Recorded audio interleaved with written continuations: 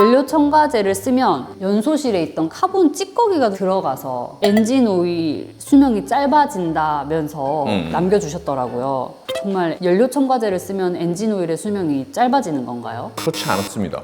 연료 첨가제가 엔진 오일에 들어간다는 얘기는 퓨얼 다일루션이 생겨서 엔진 오일에 들어가는 상황일 수밖에 없어요. 연료가 섞여 들어가면 희석되는 게 가장 문제라고 그랬죠. 희석 문제 때문에 문제는 생기는 건 맞아요. 근데 연료 첨가제를 썼다 그래서 이게 어마어마하게 영향을 준다?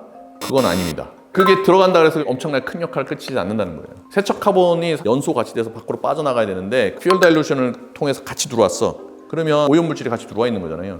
퓨얼 다일루션이 생기면 세척 카본이 아니더라도 껌댕이들이 같이 들어와요. 그래서 엔진 오일에 얘네가 유입된다 그래서 희석 문제 말고 청정제 자체가 문제가 생긴다 이거는 아니고요.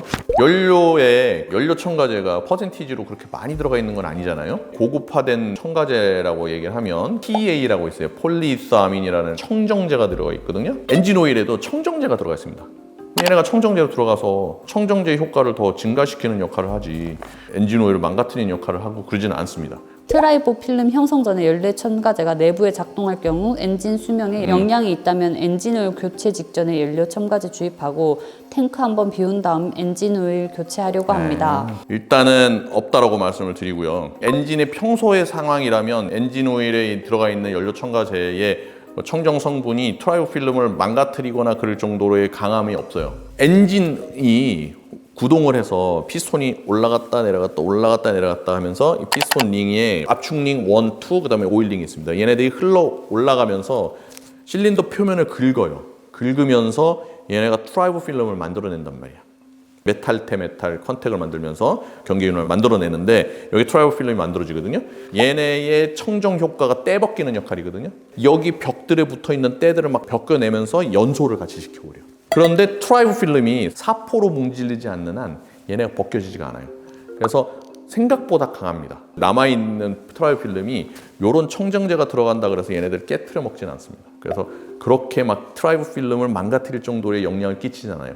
단 이미 첨가제가 고갈되고 엔진 오일이 굉장히 오래돼서 트라이보 필름이 형성되는 게 굉장히 망가져 있어. 여기에 이제 그러면 얘네들이 찌꺼기처럼 침투할 가능성이 있어요. 이러면 부품을 망가뜨리고 마모를 증가시키는 그런 역할도 할 수도 있어요. 근데 일반적인 상황이라면 절대 그런 일이 없습니다. CRDI 디젤 차량을 타다 GDI 엔진 차량으로 바꿨는데 네. 체감적으로 엔진 오일이 좀 더 빨리 탄성이 깨지는 듯하다. 그래서 교환 주기가 더 짧은가요? 라는 질문을 주셨어요. 둘 다 다이렉트 인젝션인데 들어가는 퓨얼이 달라요. 가솔린은 더 묽고 휘발성이 더 강하죠. 그리고 디젤은 그 탄화수소 체인이에요. 주로 엔진 오일에 이게 더 붙으면 기유 베이스 오일이 되는 거거든. 가솔린보다 엔진 오일이랑 덜 차이가 나요. 또한 구동 조건이 좀 다릅니다. 디젤은 일단 RPM이 적어요. 가솔린의 RPM이 높습니다. 엔진 오일 측면에서는 많이 움직이는 게 더 가혹 조건이에요. 퓨얼 다일루션 둘 다 생겨요. 왜냐하면 다이렉트 인젝션이라. 퓨얼 다일루션이 생겼을 때 가솔린이 들어오는 게 훨씬 휘발성이 강하고 희석돼 갖고 망가뜨리는 게 더 많고 구동 조건 자체가 RPM이 더 많아서 이쪽이 더 가혹 조건이 되는 거예요. 그래서 실질적으로 엔진 오일 자체가 이쪽이 훨씬 수명이 짧은 것가 느껴지는 거죠. 그리고 사실 더 짧아요. 똑같은 조건의 엔진 오일 가솔린을 쓰면 10,000km 정도에서 한 번씩 교환하다고 예를 들어 그렇게 하잖아요. 디젤은 이거보다 더 오래 쓸 수 있어요. 색깔은 더 까맣게 되겠지만 12,000에서 15,000 정도까지 수명이 더 늘어납니다. 여러분들 구독 누르셨죠? 안 누르셨다고? 구독 눌러주세요. 요즘 이제 하이브리드 많이 타시는데 하이브리드는 일반 가솔린보다 더 가혹 조건이고 그러면 연료 첨가제도 쓸 때 좀 더 주의를 기울여야 할까라는 생각이 드는데 일단은 가혹 조건 맞습니다. 하이브리드가. 그래서 하이브리드 구동 조건 자체가 예전에 하이브리드 그냥 간단한 그런 하이브리드는 거의 비슷했는데 플러그인 하이브리드 되고 익스텐디 레인지드 하이브리드로 이렇게 바뀌면서 엔진이 보조 역할로 가는 경우가 더 많아졌어요. 그러다 보니까 엔진이 계속 작동하는 게 아니라 간헐적으로 작동하기 시작합니다. 그래서 이게 희한하게 더 가혹 조건이 되기 시작합니다.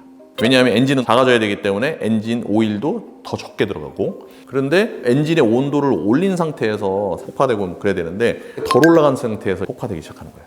그러면 이상 연소가 발생합니다. 오염물질이 생기고 그 다음에 온도가 올라갔다 내려갔다 하면서 식는 게 되게 잦아. 그게 결로 현상이 일어나는 거예요. 물들이 미세하게 계속 맺히기 시작합니다. 엔진이 올라갔을 때 연료가 지금 들어가 있는 데서 엔진이 멈춰버렸어. 그럼 여기 압력 꽉 차 있잖아요. 압력은 높은 데서 낮은 데로 흐릅니다. 그러면 약간의 틈새가 있으면 그쪽으로 빠져나가겠죠.